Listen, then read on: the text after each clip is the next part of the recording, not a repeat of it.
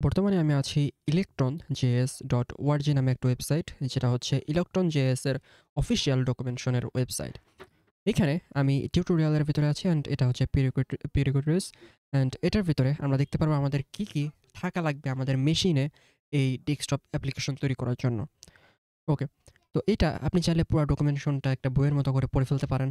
সেটা বেস্ট হবে যদি করতে পারেন। যদিও আদতে আমি বা অন্য কেউ এরকমভাবে এটা করে না। কিন্তু যদি করতে পারেন, you become a pro on that.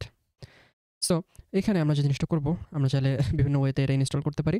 And এখানে আমাদের বলতেছে রিকোয়ার্ড টুলের ভিতরে একটা কোড এডিটর লাগবে। আমরা কোড এডিটর হিসেবে হচ্ছে VS কোড, এই যে এটা ভিজুয়াল স্টুডিও কোড, এটা ইউজ করব। কমান্ড লাইন বা টার্মিনাল লাগবে। এরপরে লাগবে গিট অ্যান্ড গিটহাব। এখন বিষয় হচ্ছে গিট এবং গিটহাব দুইটা কিন্তু ডিফারেন্ট জিনিস। ঠিক যেমন নোড.js অ্যান্ড npm ডিফারেন্ট জিনিস। তো এটা এটার বিষয়ে আমি বিস্তারিত বলতেছি না, কারণ ভিডিওটা ওই ব্যাপারে না। তো এখানে মিনিমাম নোট ভার্সন লাগবে 16। আমার ডিভাইসে মিনিমাম ভার্সন আছে কত, মেবি 20 সামথিং অ্যান্ড এনপিএম 10-এর উপরে। তো আমার ডিভাইসে এটা কাজ করবে, এটা হচ্ছে মিনিমাম রিকোয়ারমেন্ট। তো আমরা কি করব, আমরা আমাদের ফার্স্ট উইন্ডোজ, আমার অপারেটিং সিস্টেমটা যেহেতু ম্যাক, তো আমরা ফার্স্ট ম্যাক অ্যাপ্লিকেশন বানাবো। ওকে। তো আমরা এখানে বলতেছে আমাদের গোলটা কি হওয়া উচিত সেটার ব্যাপারে, কারণ এটা খুবই একটা বেসিক প্রজেক্ট। তো আমরা যে জিনিসটা করব, আমরা এই কমান্ডটা কপি করতে পারি। অ্যান্ড আমরা যে জিনিসটা করব, আমরা এখানে টার্মিনালটা ওপেন করব। আচ্ছা, আমি এখানে আমার টার্মিনালটা ওপেন করে নিলাম। অ্যান্ড আমি যদি দেখি, আমি চলে যাব হচ্ছে সিডি ডেস্কটপ। তো আমি বর্তমানে ডেস্কটপ ডাইরেক্টরিতে আছে অ্যান্ড আমি এখানে এটা পেস্ট করলাম। অ্যান্ড এটা কি করবে, এই কমান্ডটা হচ্ছে একটা ডাইরেক্টরি তৈরি করবে, মেক নিউ ডাইরেক্টরি। যে ডাইরেক্টরি বা ফোল্ডারের নাম হবে হচ্ছে মাই ইলেকট্রন অ্যাপ, এবং এটা এই আমার বর্তমান যে পাথটা আছে, আমি বর্তমানে আছে হচ্ছে ডেস্কটপ নামে একটা ফোল্ডারে। এই ফোল্ডার থেকে আমার এই পাথটা চেঞ্জ করবে, ডাইরেক্টরিটা চেঞ্জ করে চলে যাবে মাই ইলেকট্রন অ্যাপ, এবং ওইখানে একটা npm ফাইল ইনিশিয়ালাইজ করবে। আচ্ছা, তো এখানে আমাদের প্যাকেজ নেম জিজ্ঞাসা করতেছে। তো আমরা এটা যে কোনো প্যাকেজ নেম দিতে পারি। তো আমি আমার যেটা আছে ডিফল্ট ওইটা লিখতেছি, অ্যান্ড আমি ওরকম কোনো কিছু পরিবর্তন করলাম না। ইয়েস, ওকে। সো আমি আমার এইটাকে এখন আমি দেখি এরকম একটা প্যাকেজ ডট জেসন তৈরি হয়েছে। ওকে। তো এখন আমরা দেখতে পাচ্ছি এখানে বলতেছে হচ্ছে আমাদের এন্ট্রি পয়েন্ট হওয়া উচিত মেইন ডট জেএস, কিন্তু আমরা এখানে ইন্ডেক্স ডট জেএস দিছি। যাই হোক, আমরা এটাকে কাট করলাম অ্যান্ড এখানে আমাদের মাই ইলেকট্রন অ্যাপ নামে একটা ফোল্ডার আছে।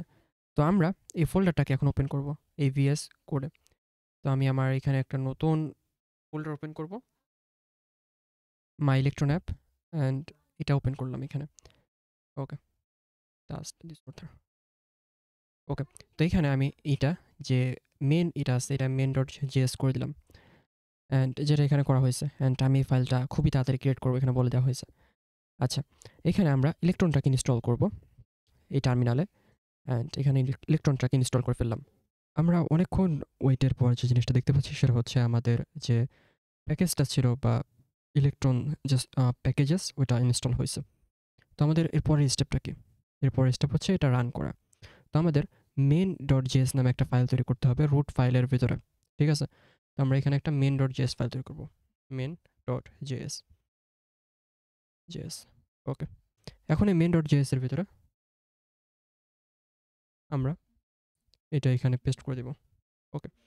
তো এখন এইটা বলতেছে হচ্ছে এরকম একটা স্টার্ট প্যাকেজ অ্যাড করতে, স্ক্রিপ্ট অ্যাড করতে প্যাকেজ জেসনের ভিতরে। ওকে। তো এটা আমরা করলাম। তো এখন এটা যদি করি npm স্টার্ট,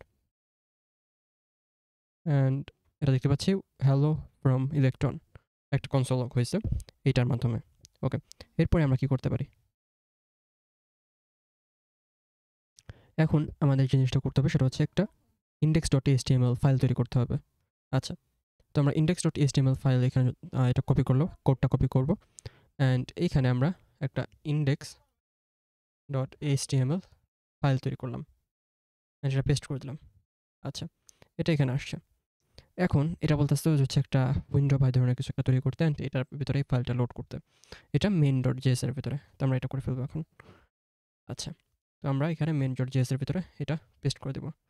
এখন যদি এখানে দেখি, এখন বলতেছে হচ্ছে একটা জিনিস, সেটা হচ্ছে অ্যাপ অ্যান্ড ব্রাউজার এটা মাস্ট করতে, অ্যান্ড এটা যখন ঠিক থাকে, অ্যান্ড এটা ঠিক আছে আমার ক্ষেত্রে। এরপরে যে বিষয়টা সেটা হচ্ছে এটা বলতেছে যেটা লোড করতে। আচ্ছা,